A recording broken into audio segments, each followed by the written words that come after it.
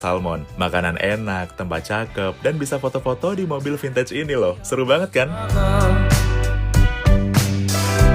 Kita cari makan siang ya. Lokasinya sekitar 15 menitan lah dari The Square Room. Kenalin, ini Vela. Katanya pizza di sini enak, makanya kita langsung pesan. Dibikin langsung di tempat dan kita bisa lihat proses pembuatannya. Karena pizzanya tipis, jadi pas digigit tuh crunchy gitu loh. Tapi begitu sampai tengah langsung berasa chewy. Topping kejunya sih yang bikin enak. Satu menu yang harus lo pesen juga ini nih, sapi lado ijo. Brisket yang super lembut dikasih sambal ijo, dimakan bareng perkedel, kerupuk kulit sama sedikit kuah. Pecah sih, enak banget. Bahkan sampai pasta, dessert, gak ada yang gak enak menurut gue. Bisa lah jadi rekomendasi makan siang anti gagal kalau lagi di Bandung.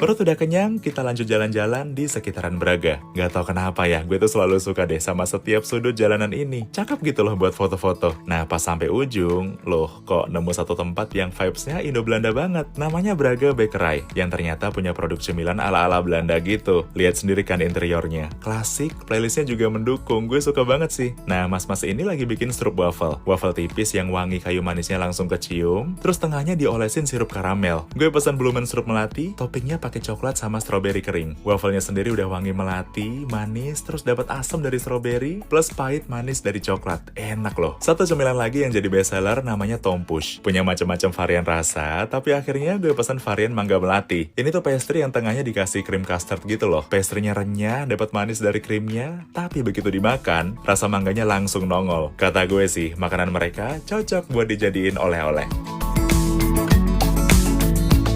Sorean dikit, gue mau ngajakin lo ke satu resto yang lokasinya sekitar 20 menitan lah dari tengah kota. Kenalin, namanya Merambah Rasa. Resto Nusantara yang katanya sampai keliling ke 10 kota di Indonesia, cuma buat R&D setiap menu. Gokil ya? Sebelum kita bahas makanannya, gue mau ngajakin lo ngeliat betapa cakepnya tempat ini. View-nya, lihat deh, berasa adem ya. Apalagi pas sore, terus abis hujan. Sitting area juga banyak, cocok sih buat makan bareng keluarga. Nah, mereka punya nasi goreng rembiga. Inspirasinya dari sate rembiga khas Lombok, bedanya bumbu sama daging langsung diproses jadi nasi goreng. Gurih, sedikit manis, dagingnya lembut banget, asli enak sih. Kalau doyan babat, gue jamin lo happy ketemu menu ini. Babatnya dipotong tipis-tipis, jadi lembut banget, bersih, nggak bau, dan bumbunya nyerap sampai ke setiap permukaan. Bahkan sampai tongseng emprit pun ada loh di sini. Ditutup pakai minuman yang segar sama dessert yang legit. Lengkap sih.